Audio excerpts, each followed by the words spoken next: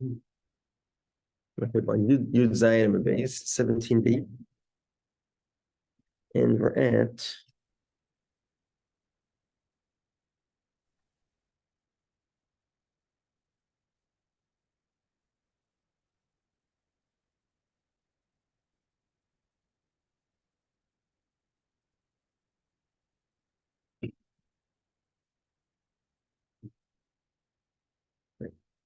four lines to the wide lines, into the wide lines at the two dots. Okay. So this is a continuation of the brisa, which we'll see. Hanertza, someone whose ear was drilled, he wants to stay on as a slave. Somebody who's sold to a non-Jewish owner. He does not serve either the son or the daughter. In other words, he's not inherited. So the Gemara says, Nirtza, someone whose ear is drilled. How do I know this? Va'avodah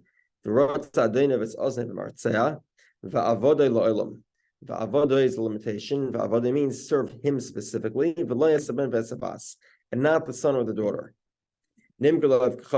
Somebody who's sold to a non-Jew.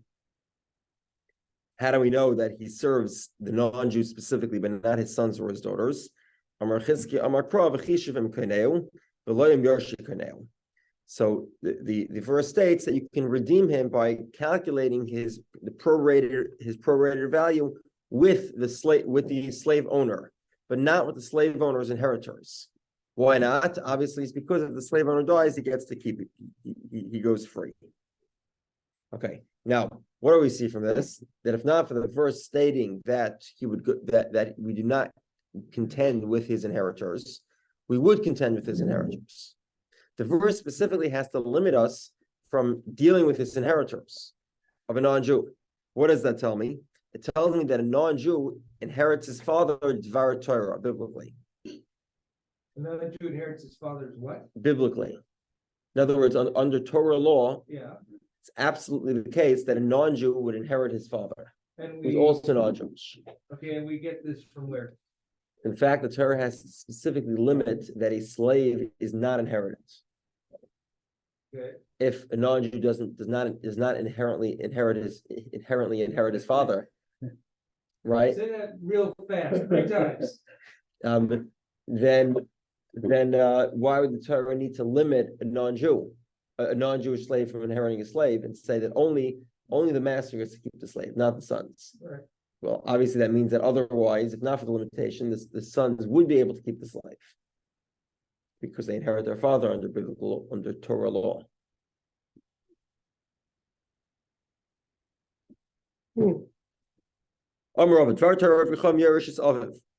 According to Torah law, a non-Jew inherits his father. Shenemar, how do we know this? Shenemar, our brisa.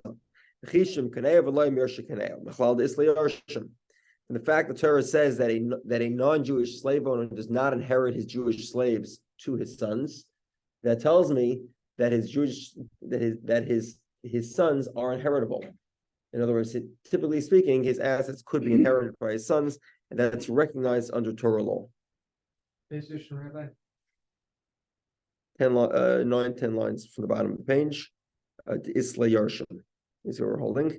Next words. So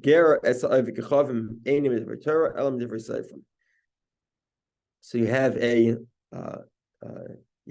father and a son, and the father dies, the son converts. The convert son does not inherit his father under biblical law. His father is Jewish or non-Jewish? Father is non-Jewish. Okay. Two non-Jewish people. Son converts. Doesn't inherit. Under biblical law, not. It's rabbinical. It's time we learned. We'll prove that it's rabbinical from the following brisa. The general idea here is as follows. Let's say a Jew and a non-Jew are entering into a partnership. So then when they enter the partnership, they're allowed to say, you take Shabbos and I take the rest of the week, or whatever. You take Thursday. What is it? Thursday, Friday, Shabbos, and I'll take Sunday, Monday, Tuesday, Wednesday. However, let's say they're in a partnership and now their business is going to be open on Shabbos. They can't say, you know what? Okay, now we're going to business on Shabbos, so you take Shabbos, I'll take during the week. And that's because he's effectively trading the value of Shabbos. If they were never in business together before, so then he's allowed to trade the value of Shabbos. Because Shabbos is a value that doesn't really exist. There is no value, there's no business yet. But if they have not gone into business yet, then they can't trade Shabbos. I'm sorry. If they had gone. Yeah. So this happens. There's in Brooklyn. There's a well-known Jewish store that's owned with I think it's 4 Jewish partners and 1 non-Jewish partner, and it's known that there's an arrangement that non-Jew basically takes the sales for Shabbos, and that's because they got into the agreement before they bought the store. Which makes sense. Before they probably got together as a group, put money into a pot, and that's when they made the agreement. When the money was in the pot, then they went and bought the franchise, and it's a shop right. Okay, Wakeford.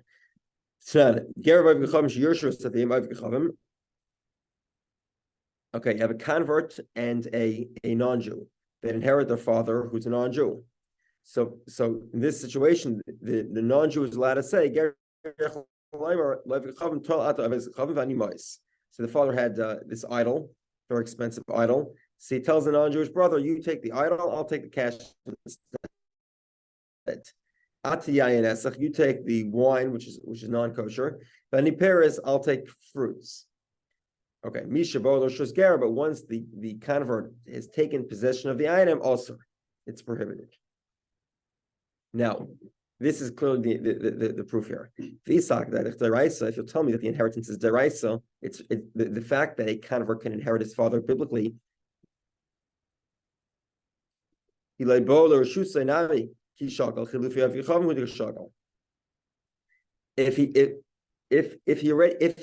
inheritance is biblical, then it already is in his domain, and therefore you can't make a deal. You take the idols, I'll take the money.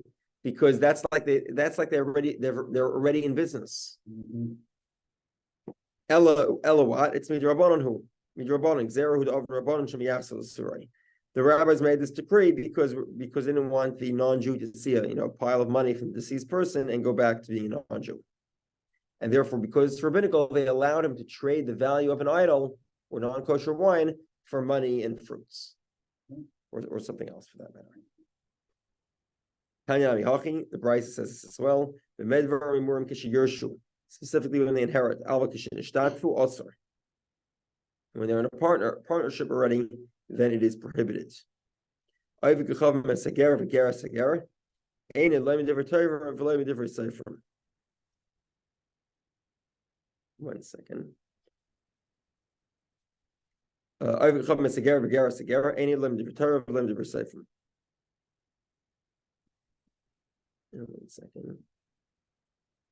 If a non-Jew inheriting a convert, meaning let's say the convert doesn't have children, and a non-Jew inherits the convert, we'll have to explain that a little bit more. Does that mean he converted when he already had kids? So his kids inheriting who are non-Jewish, or is it maybe his brothers or his father that are non-Jewish that are inheriting him? We'll discuss this in a moment. The ger seger, or a convert inheriting a convert. So family converts together. Let's say the sons are already adults. We'll discuss this also. It's not biblical, nor is it rabbinical. There's no reason to do it to recognize such an inheritance. This now we learned love and hagarish, and as gairu banav imay. If somebody borrows money from a convert whose kids converted with him, lo yachzer lebanav, he does not need to return it to his sons. The imhechser, and if he did, the rabbis will not give him like a big yashikach. They're not going to thank him. There's no obligation to do so. So Gemara says contradiction. But the rabbis do like it. The rabbis do respect somebody who returns such a loan. So Gemara says it's not difficult. The distinction is as follows: depends when the kid's converted.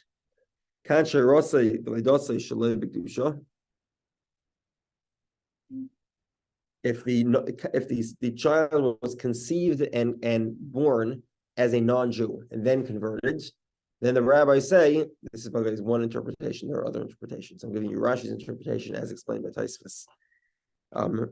If conceived and born as a non-Jew and then converted, then the rabbis will not, appreciate what you did. There's no reason to do it. They can't. However, if the child was conceived as a non-Jew but born as a Jew, so then the rabbis say you should pay back the loan. Okay, so that's the first step of the Gemara. Until now, we saw how do we know that a convert, how do we know that a non-Jew inherits a non-Jew? Because the Torah says that you don't inherit a slave. Obviously, everything else you do inherit.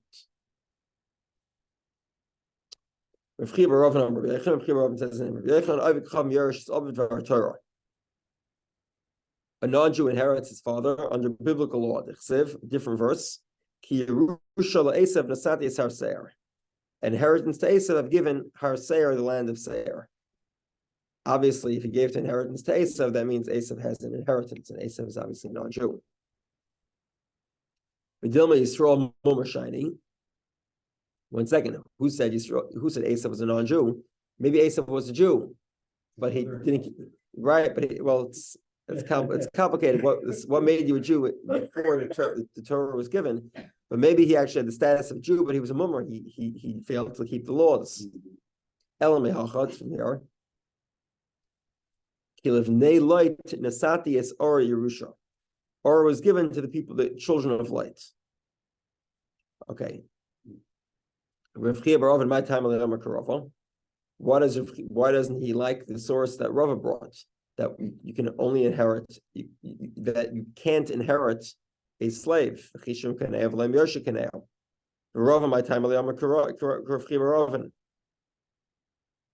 second, hold on. Sorry, I'm saying. So Rav Chia would argue back. It says v'chishim kaneu. It doesn't say v'loim yarshe kaneu. The verse is not specific enough to indicate to me that a non-Jew inherits his father. That's your interpretation, but it's not written into the verse.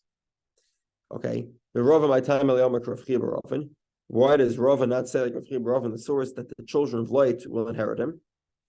So Gemara says Avraham shiny.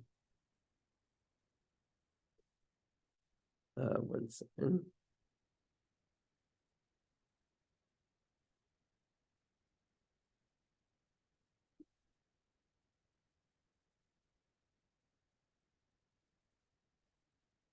Yeah. Okay. In other words, because the we're talking here about Ammon and Moav, and ultimately speaking, Ammon and Moav are descendants. 1 second. Are descendants of light, and to honor Avram, we call it their inheritance. But it could be that actually, could be that biblically speaking, it wasn't an inheritance. Torah is just trying to accord honor to Avram that light got some portion of the land as well. Okay. Okay, let's start the next Gemara. I guess the next Gemara, first of all, there's a few of them. There are different pieces. One of them is a little bit complicated. More than one. Two of them might be complicated. But some of the things are exactly the opposite of everything we learned until now. The Gemara will address it. So hold your horses on things that are clearly incorrect. This Gemara also has some of those shakvatarias where back and forth in the Gemara, where the Gemara says something that's clearly not the case. It's obviously not the case. The Gemara sort of just builds that into the back and forth. Okay. The rabbis taught, Yesh be'ivri, there are things that an Eved Ivri has, she'ein be'ivriyo, that an Amma Ivriya does not have. The Yesh be'ivriyo, she'ein be'ivri. And there are things that an Amma Ivriya has that an Eved Ivri does not. Let's explain. Yesh be'ivri, what's something that an Eved Ivri has? By the way, all these things the Amma Ivri has also. We've seen this clearly. This is one of the first examples. So what does Ivri have that Amma Ivri does not have? He leaves at the end of 6 years. As we saw, Amma Ivri has that too. Yovel, Amma Ivri has that too. Remises Adin and death of the master. All of them, by the way, apply to Amma Ivri. We'll have to see what the Gemara means by saying that they don't apply to Amma Ivri. Okay. V'yesh b'ivriya, shari ivriya yaitz b'simanim ve'enim. Okay, an Amma Ivriya leaves with simanim. signs of puberty. You can't sell her twice. This line, you can't sell her twice, will be an extensive discussion in the Gemara from soon and then toward the end. And you can redeem an amavriya against her will, against somebody's will. We'll have to see whose will against whose will. Against somebody may not agree, but will redeem an amavriya anyway. Mashenk and Ivri, and Ivri does not have simanim. He doesn't have. He's allowed. You can sell him twice, and third, you can redeem. The type of redemption against his will that we're talking about cannot be done by Eved Ivri. We'll have to explain what that means. Okay, let's begin. Hold on a second. You're telling me that in Ivri has Shanim, Yovel, and Misas Adin, and all of those are Amar Ivriya. Ramini, we have a question. The Baraisa previously said Yisera all Amar Ivriya Shekainet Zasim Sim B'Simanim. Amar Ivriya has another way of leaving, which is Simanim, but also has the first three ways of leaving. Shanim, Yovel, Misas Adin, 6 years, Yovel, and death of the master. Amar of Sheshes says Kigoin Shiyada. Okay, Amar Ivriya does not go out with these three methods if the master did Yud. Yud is where he marries her. Once we're on the subject of Yud, we'll get to it in a moment. There's a big question here: what exactly Yud is? There's two ways to understand Yud. Number one is that the sale itself is sort of a marital contract. When I sell her as an Amar Ivriya, I sell her as a potential wife as well. And the other way is, no, I don't sell her as a potential wife. I sell her I give over the right to marriage to the master. Marriage didn't take place. It's that the master has a right to give her Kiddushin and get married to her without my decision.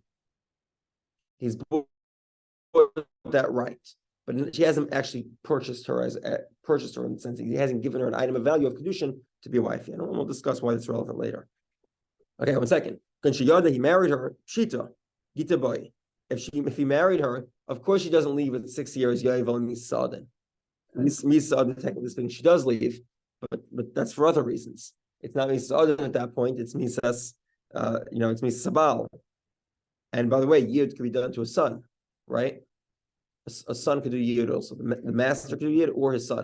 So if his son does Yud and then the master dies, of course she doesn't leave. She's a married woman. Samara says, Pshita, Gita boy, she needs a divorce. I would think I would think that maybe even if the master gets married to her, she still has the original ways of leaving as a slave. In other words, she could still use Shanim, Misabal, and Yovel, Misadin and Yovel. Kamashma that no, once she's married, she has to get a divorce. She can't just leave because it's 6 years later. If that's the case, why does she leave with simanim, with signs of maturity? This is what we mean to say. If he did not do yud, then she leaves with simanim as well. 1 second. So signs of puberty would be another way for her to leave, and that's provided that she didn't get married. Okay. The enim keres v'nishnas, you can't sell her twice. Machlal de'eved ivrinim k'v'nishna. Obviously, we see from here that a slave, an eved ivri, could be sold twice. But Tanya we learned b'gnevasei v'lei b'kfeilei, b'gnevasei v'lei b'zambay. Okay. So what does this mean?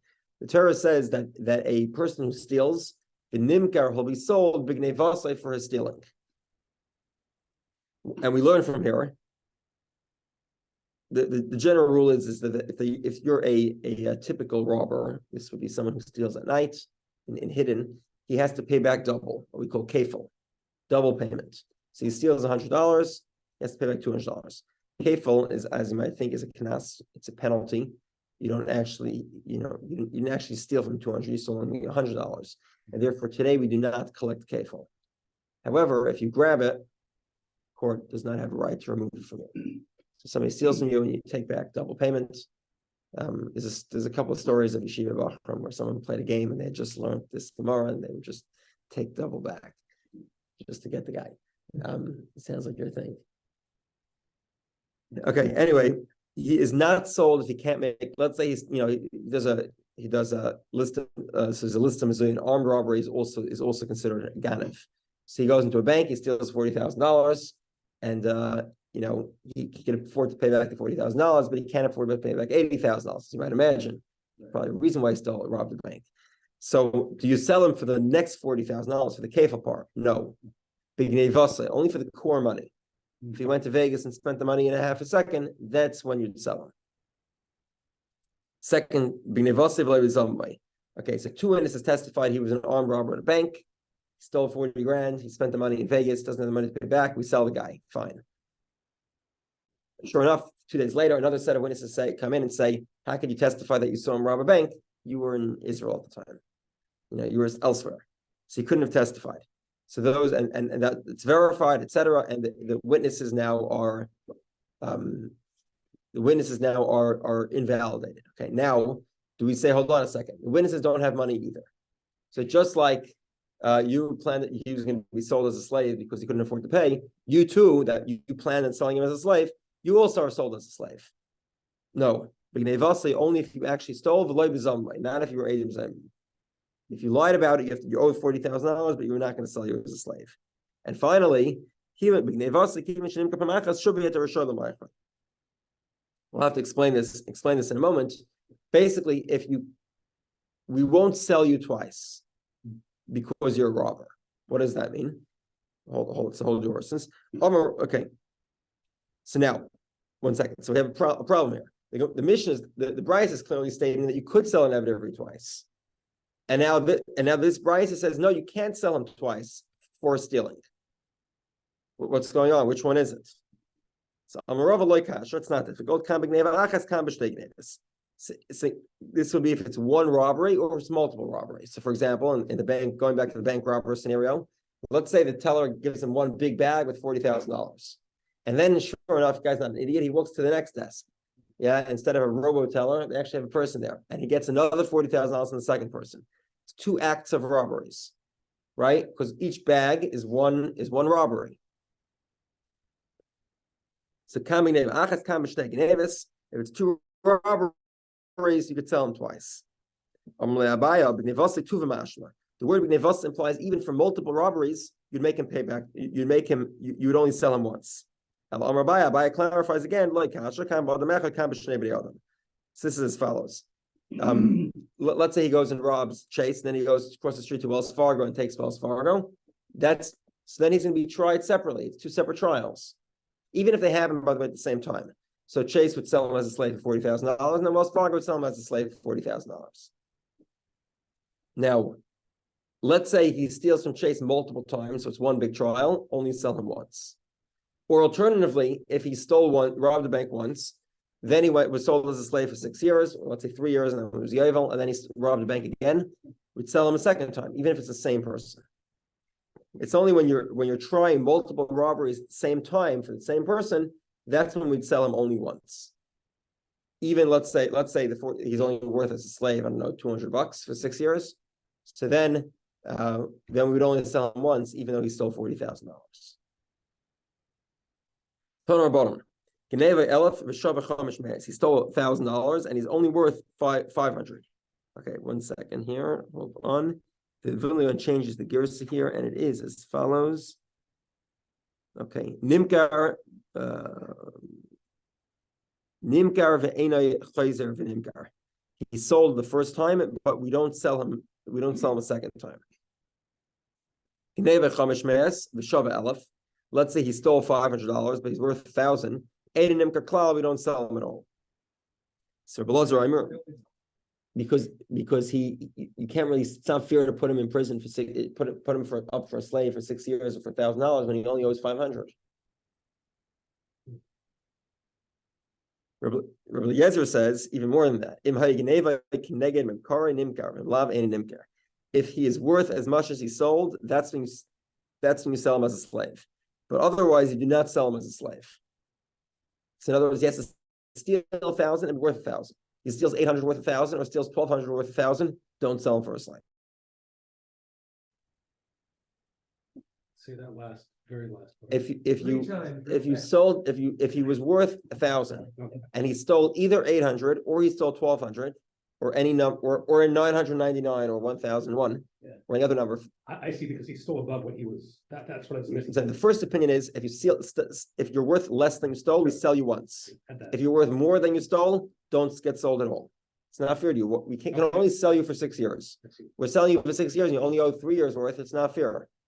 long as he has a value that's Above the amount of raw. Good, good. Yeah. Okay. Thank you. But Rabbi Lazar says no. In either case, you don't sell him. He has to be worth exactly what he stole. Amar Ravas, Rava says, it would seem that Rabbi Lazar would have a winning argument against the rabbis. Why? If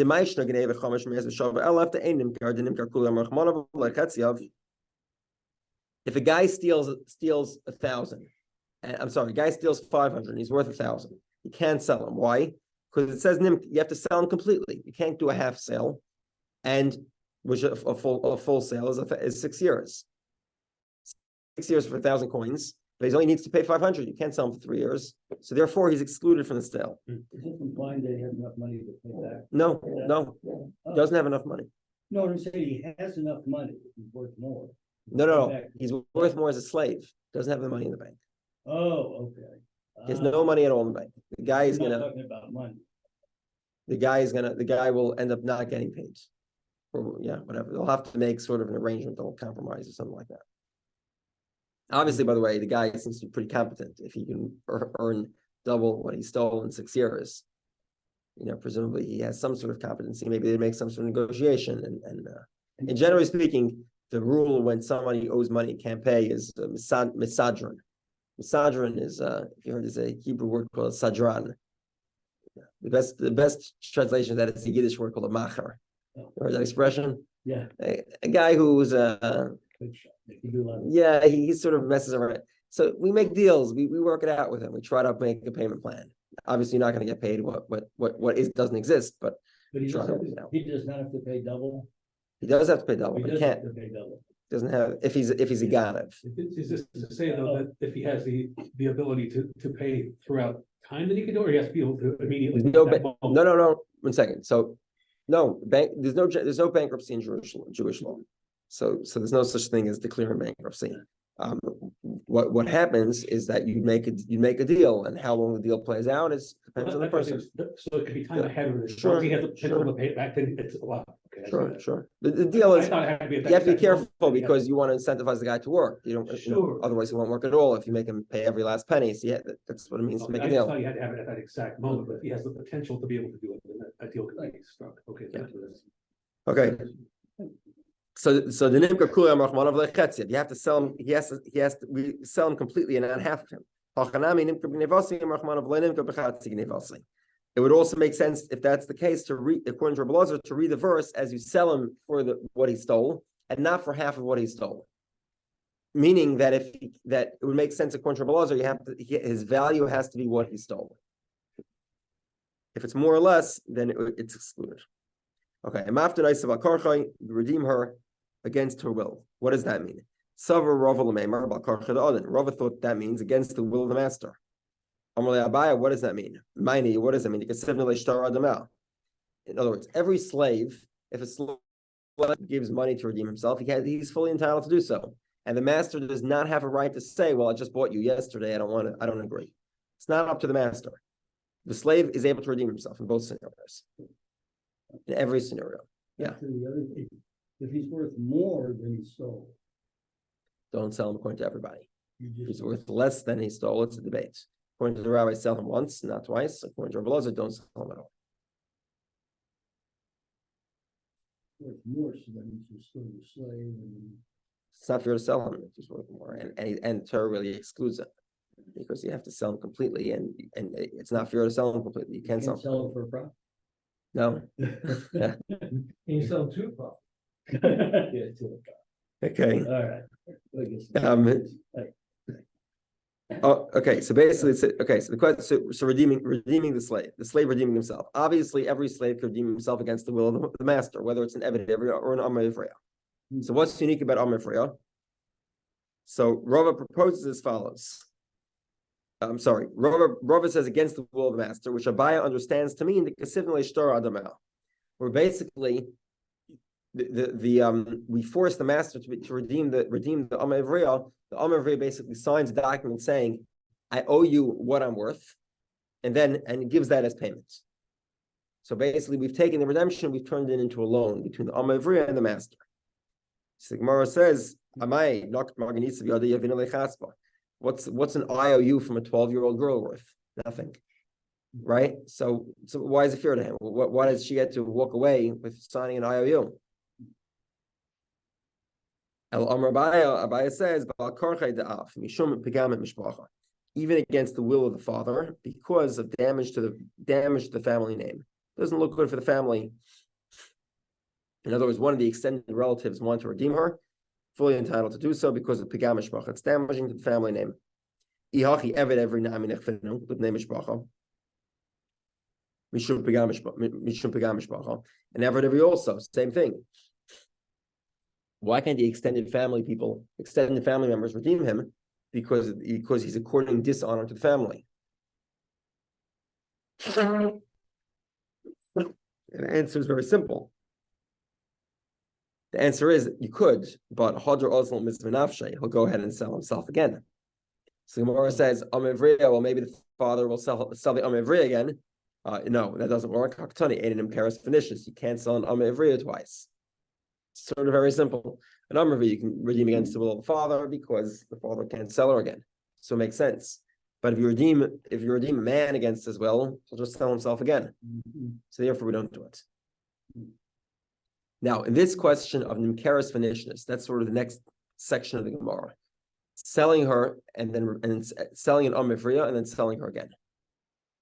How would that be possible? A few ways. Either she could be redeemed, could be the master dies, it could be that the father it could be that she left after 6 years without being mature yet. So she's 12 years old, but she's not physically mature. She was sold when she was 6, she leaves 6 years later, and she's still not mature. So the father could sell her again until she's mature, potentially. However, the Gemara says you can't sell her twice. So Mani, whose opinion is this? Rav Shimon. The Tanya, we learned as follows. According to this unnamed opinion, we call it Tanakama, a person can sell his daughter for Ishus, to be a wife, Vishaina, and then sell her again, and then marry her off again. So he can marry off his daughter twice. We'll see that this is only from Kiddushin. Once there's Nisuin, he cannot marry her off again. Okay, L'shifchos as a slave, Vishaina, and he can do it again. In other words, he could sell her twice as a slave.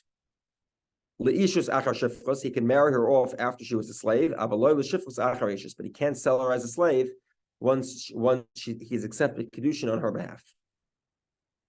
Clearly disagreeing with everything we said. It clearly says you can sell a slave, you can sell a Amivriya twice. Rav Shimon says, just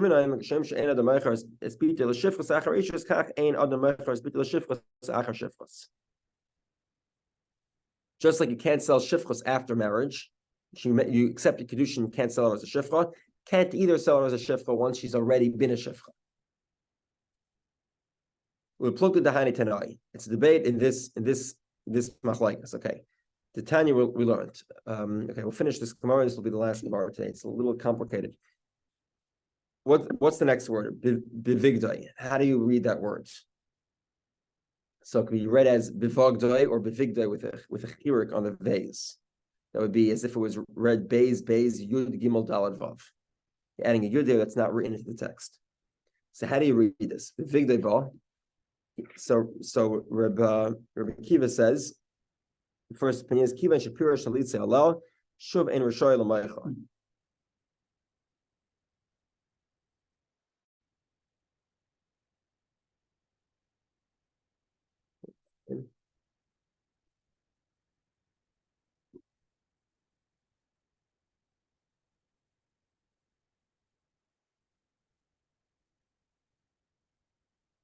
Okay.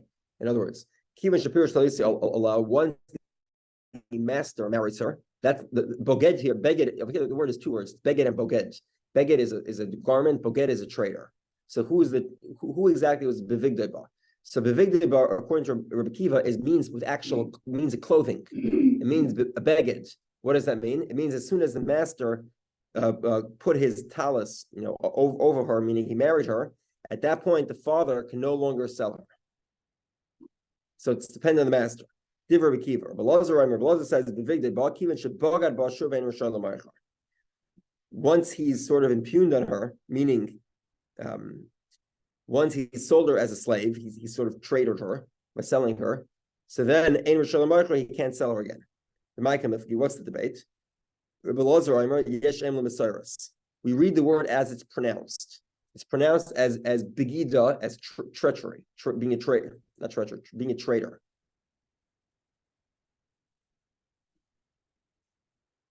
Rabbi Kiva says, Yesh em lemikra. There is a focus here on mikra, on the way it's read. How is it read? It's read as beged, as clothing. So it's read as what happened here was that the master did yiyud to her. So according to Rabbi Kiva, it's l'shifchos achar ishos. Once the master married her, that's ishos, then you can't sell her again as a shifcha if the master dies. According to Rabbi Lazar, it's shifchos achar shifchos. Once you've been a traitor to her by selling her as an amavriya, can no longer sell her again as an amavriya. And Rabbi Shimon says, Yeshem lemikra ula mesaras. Both of them are true. You can't sell her after she was a maidservant or after she was married. Either one is prohibited. Okay, let's just start the next Gemara. Just like a question. Boy, Robert, I didn't think it takes so quickly. It certainly took me way longer to learn this Gemara. Boy, Robert, what? Yud and soon I said, Erison I said. Okay, so this process called Yud that we learned about. Does Yud make Kiddushin or does it make Nesuin? Nafkamina, what's the difference? The classical difference is Liyarsha to inherit her, Latamalot to become Tommy to her, Lahafan Dera to nullify her vows. Okay. And like we mentioned before, we have a debate here between which we'll soon see. How does Yud work? Is Yud the transformation of the money to Kiddushin? So in other words, at the moment of the purchase of an Amavriya, you've married her, you've given her a Kiddushin as well. You have the option of converting that money to Kiddushin. Or is Yud some later process where you have the right, in other words, typically the father marries her off. At this point, the master bought that right from the father. The difference sort of is as follows. Do we consider the marriage of Yud to be a marriage that the girl accomplished on her own because the father did not have domain over her? Or do we say no, it's part of the father's sale. He sold her as a wife as well.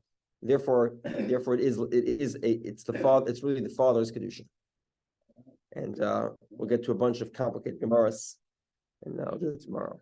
Are you worried that we weren't going to get